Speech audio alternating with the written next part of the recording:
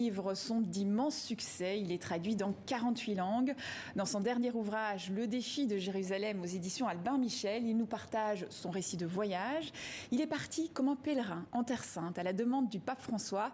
Bonjour Éric Emmanuel Schmitt, merci d'être avec nous. Bonjour. Le Vatican vous a donc proposé de partir à Jérusalem et d'en tirer un livre. Vous avez accepté le défi, mais avant de partir, J'ai accepté le voyage, j'ai dit le livre, on verra. Ah, vous n'avez pas tout de suite accepté la mission. Vous avez eu très peur d'ailleurs de partir. Pourquoi ? Mais parce que j'avais envie. Pour moi qui suis croyant, forcément aller sur cette terre-là où le christianisme s'est fondé et accompli, c'était un appel et en même temps j'avais peur d'être déçu, j'avais peur de me retrouver comme un touriste avec des sensations de touriste. Et en fait cette terre est tellement puissante et tellement riche que j'ai été empli de mille choses et en revenant j'ai dit oui, j'écris le livre. Oui, vous écrivez d'ailleurs, je croyais traverser Jérusalem et Jérusalem m'a traversé. Qu'est-ce que vous avez ressenti ? Alors, mille choses, c'est-à-dire que c'est une épreuve, quelque part. On va sur des lieux qui sont assez incertains, puis d'autres qui sont douteux, et on se rend compte qu'en fait, un voyage, aller sur les lieux, le lieu n'est pas la finalité, le lieu est l'occasion de penser, de réfléchir, d'être ému, de reprendre des évangiles, etc., etc.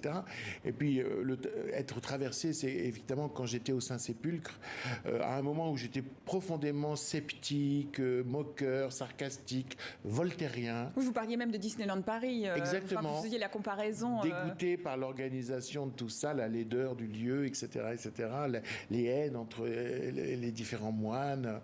Et c'est à ce moment-là qu'au Golgotha, c'est-à-dire l'endroit où a été exécuté Jésus, je ressens une émotion forte, c'est-à-dire je sens une présence, je sens la présence de quelqu'un qui est censé être mort il y a 2000 ans. Je le sens physiquement, je raconte dans le livre ce qui s'est passé, ce qui m'a bouleversé, ce que je n'ai pas compris tout de suite et qui a fait qu'après je me suis enfermé dans une chambre, je ne suis pas sorti pendant une semaine, mais en fait j'étais en train d'accoucher d'un nouvel homme, c'est-à-dire que ma foi qui était purement intellectuelle est devenue complètement charnelle, physique, grâce au voyage à Jérusalem.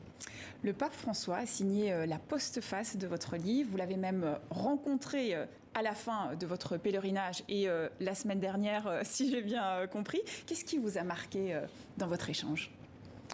J'ai vu un homme qui était lumineux, malgré l'âge et malgré les douleurs physiques. J'ai vu un homme d'une humilité volontaire, absolue. Alors on a échangé, son écoute est aussi profonde que sa réponse. Mais il m'a surtout ému au moment où on s'est quitté. Il m'a dit, sur le pas de la porte, priez pour moi. Je me dis, c'est pas possible, mon italien défaille, je ne comprends pas, il me répète, priez pour moi. Et moi, je suis fils de kinésithérapeute, je regarde les gens à travers le physique, et je pense à sa hanche, à ses genoux, etc. Et je regarde sa canne, il a un immense sourire, et il me dit, non, non, non, pas moi. Priez pour moi parce que la tâche est lourde.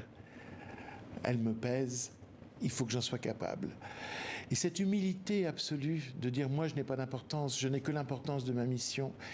Et puis ce message subliminal dessous qui consiste à dire ta prière aux yeux de Dieu, elle vaut autant que la mienne.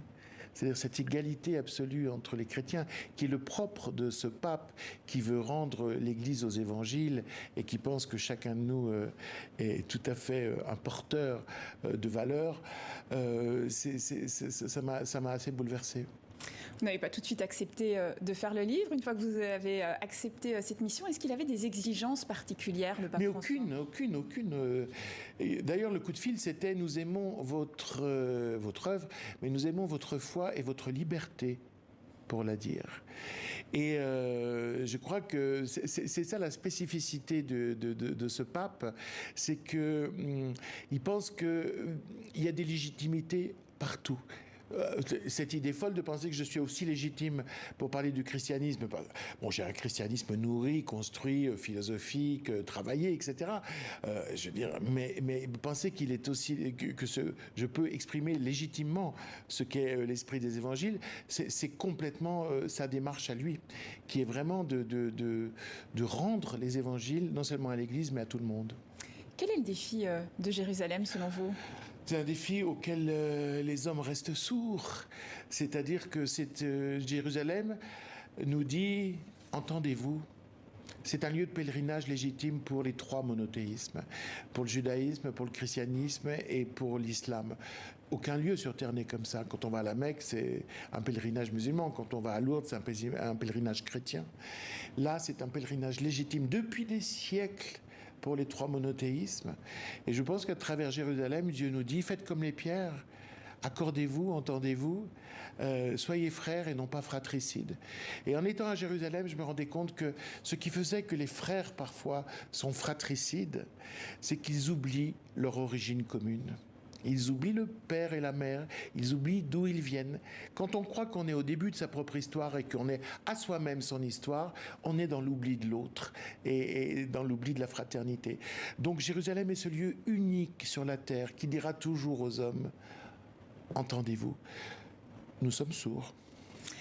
Autre chose pour terminer, vous êtes le directeur du Festival de la Correspondance à Grignan dans la Drôme du 4 au 8 juillet. L'amour et la haine, c'est le thème de cette nouvelle édition. À quoi peut-on s'attendre ? Eh bien, des grands comédiens vont venir lire des correspondances où il y a de l'amour et de la haine. Alors parfois c'est la même correspondance puisque les correspondances des amants parfois passent par toutes les couleurs. Parfois ce n'est que l'amour, la correspondance de Napoléon avec Joséphine de Beauharnais. Cet homme a été éperdument amoureux jusqu'à la fin de sa vie de cette femme, Saint-Exupéry et Consuelo, etc. Mais il y aura aussi des lettres où il y a de la haine, la correspondance de Magda Goebbels, que va lire Julie Depardieu. Et puis parfois il y a des couleurs très spéciales, la correspondance de Alain Robbe-Grillet avec sa femme Catherine Robbe-Grillet qui viendra faire une rencontre indépendamment des acteurs qui jouent le texte. Voilà. Et moi j'ouvrirai le festival avec Pascal Bruckner. Parce que la marque de ma direction de ce festival, qui existait avant moi et qui est un magnifique festival, la marque que je veux imprimer, c'est de dire, je veux pas seulement qu'on évoque les correspondances du passé, mais qu'il y ait chaque année la création d'une correspondance neuve entre deux écrivains contemporains. Et donc, nous allons, Pascal Bruckner et moi, le mardi 4, ouvrir le festival par une correspondance que nous avons eue toute cette année sur l'amour et la haine. Parce qu'un jour, à la table du Goncourt, puisqu'on est tous les deux à la table des 10, je lui ai dit, mais j'ai dit la haine, je connais pas.